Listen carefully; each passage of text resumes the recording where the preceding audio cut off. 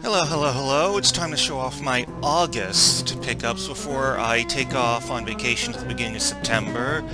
And got quite a few figures here, but all these are meant to replace stuff I have on the shelf or to have an alternate version that I like, except good old Indiana Jones. This is, of course, from the new adventure series that Hasbro's been putting out to coincide with having a new Indiana Jones movie, the very last one, which I happen to like a lot. Screw the haters, screw anyone whining about, woke garbage. I'll tell ya, it used to be that Last Crusade was my favorite, when we just had the original trilogy. But then I liked Kingdom of the Crystal Skull quite a bit, so I was down for another Indiana Jones movie. But as time went on, I was wondering, do we really need it? Well, I went to see it because I knew it would be the last time to see one in theaters, and damn, it impressed the hell out of me. It's now my favorite. So here we have Dial of Destiny, Old Man Indiana Jones, and it's a very good likeness of Harrison Ford, his old, crotchety old age. And you don't really have any wash on the shirt, but there's a lot of details and wrinkles and stuff. Same with the rest of them.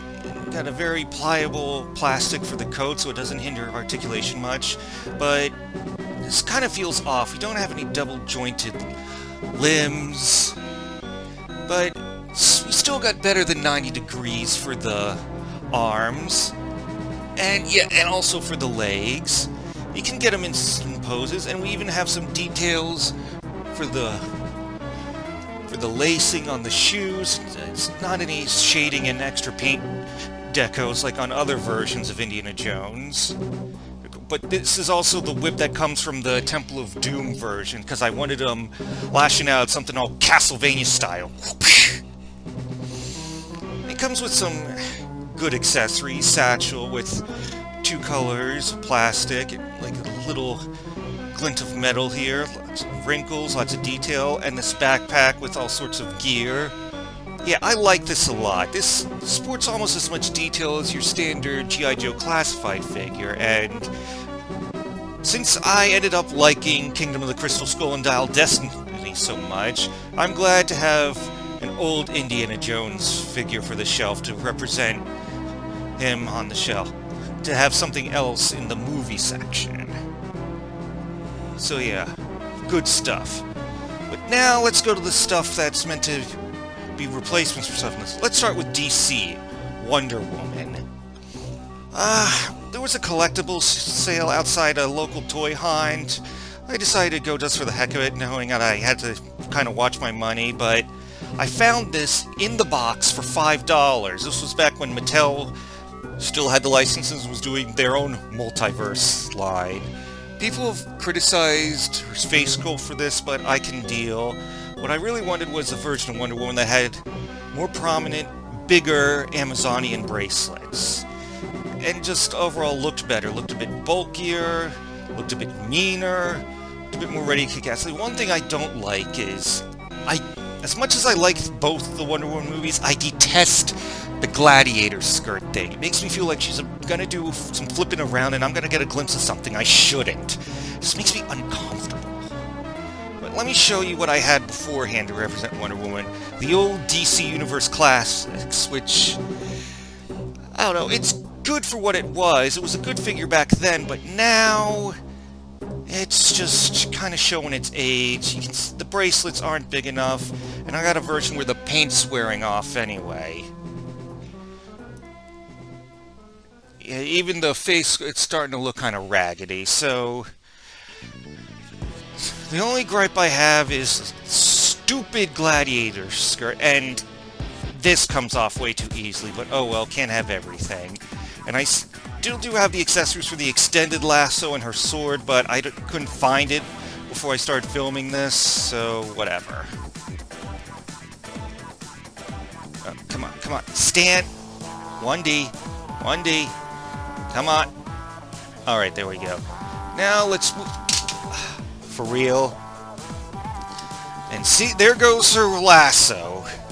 Alright, we fixed that fuckness with Diana, so now let's focus on Cyborg. Before, I had the live-action Justice League version, which I found on sale at a Target. It served its purpose then, but as I learned more and more about how Warner Brothers pulled a Superman 2 with Justice League and just mangled it, and just all around fuckness. I began to sour on it, and then I started looking at other versions, and we got this big old chunk. This represents his new 52 self, which was also when they tied Cyborg's origins to a mother box, I believe. And I was thinking, oh yeah, this is a nice dominating presence for Victor Stone on the shelf. Like I said, it's DC Direct, not a lot of possibilities. See, we have a bicep swivel here, but it's limited by the shoulder pad. Nowhere near 90 degrees bent at the elbows. You got a cut at the forearm, but you really can't move the hands. Limited articulation with the head. Barely get close to 90 degrees at the legs.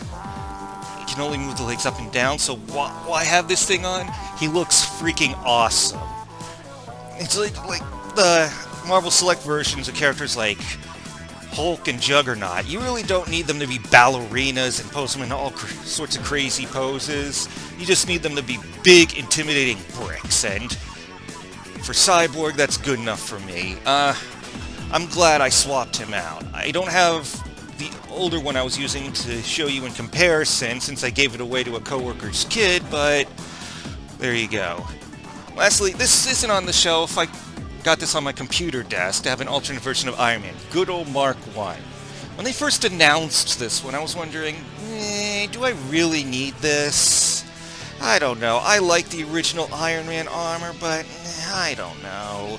But then reviews started pouring in, and when I saw it in people's hands and got a close-up look at it, I was very impressed. Well, we got this ugly marbling that we seem to see more and more of in Hasbro stuff these days, but it's offset by paint decals showing like scratches and battle damage on the armor, which is really... Got some here on the utility belt or whatever, got some here on the right boot, some really cool stuff. In terms of accessories, you just got fisted hands and some rocket and smoke effects to go on the boots. You've got double pegs. I take the time to show you, but we're kind of on a clock here. But yeah, I'm very glad I got this one. So now we got a good old updated Mark I to go along with his current one in the comics. I still have the Mark 70, which is really good. Of course, in the comics, he recently had to sacrifice it to pull an Iron Man 3 and rescue the White Queen. I haven't read much farther in the Fall of X stuff after that, but I'm going to get to that soon.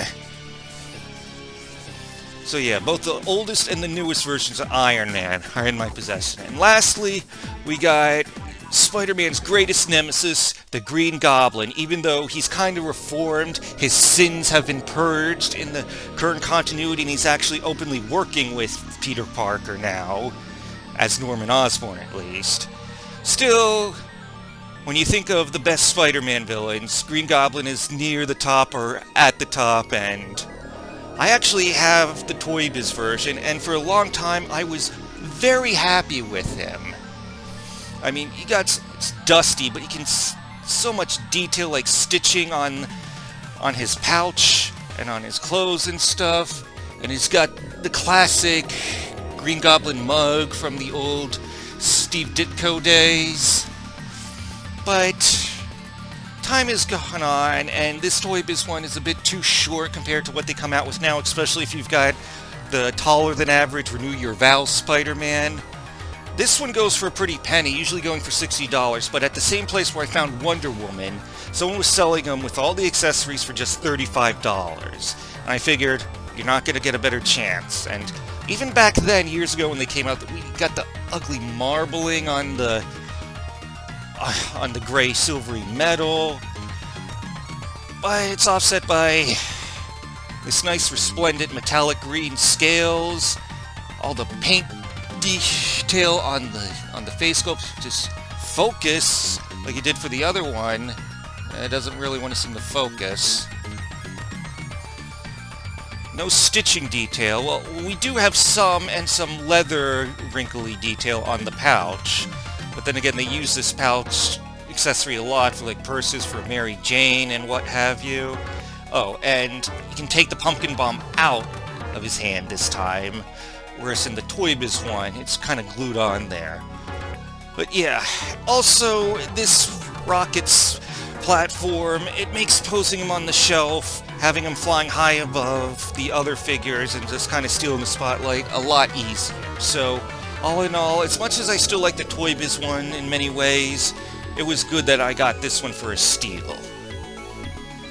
Well, that covers it for figures this month. As for games, all I found was Gauntlet for the Master System.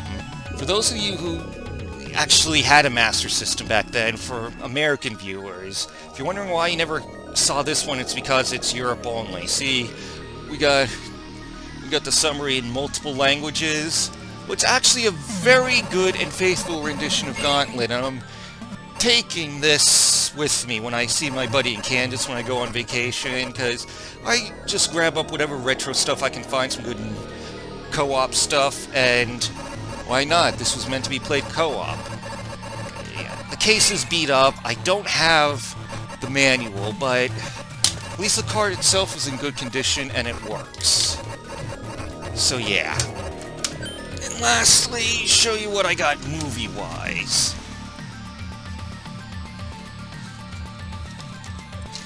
Okay, they haven't put this on, like, what, 4K yet, so, whatever. I picked up a copy of Hunchback of Notre Dame that still had the digital codes. It was a sealed copy. Yeah, I got a Disney Plus subscription, but I might not have it forever, so it's good to have this one. I mean, Pocahontas kind of killed my enthusiasm for Disney movies. I grew up with, like, Beauty and the Beast, Aladdin, Lion King, and then came that turd. But I did eventually see this one on home video, and I thought it was real good. Not enough to get me back excited for Disney movies in theaters, though, but I'm glad to hang on to this one. And Rambo, which, believe it or not, I hadn't seen this one or the original until recently. The original was on sale on Voodoo, and I picked it up, and it was a freaking masterpiece. Can't believe I stayed away from it so long. This one, well, it's been said that the first one's a masterpiece, all the other ones are cartoons, and, well, that's not inaccurate. I mean, it was just much more impactful when Rambo was stealthily taking out cops in the woods in the first one, as opposed to him taking out Viet Cong soldiers. In this one, it felt too rushed. Just didn't let it sink in, but whatever. It was still an entertaining movie, and a good reminder of what cheesy 80s action flicks were all about. So that's it for the August pickups. Stick around for when I post the September pickups for all the stuff I snag while I'm in the middle of the country. See you then.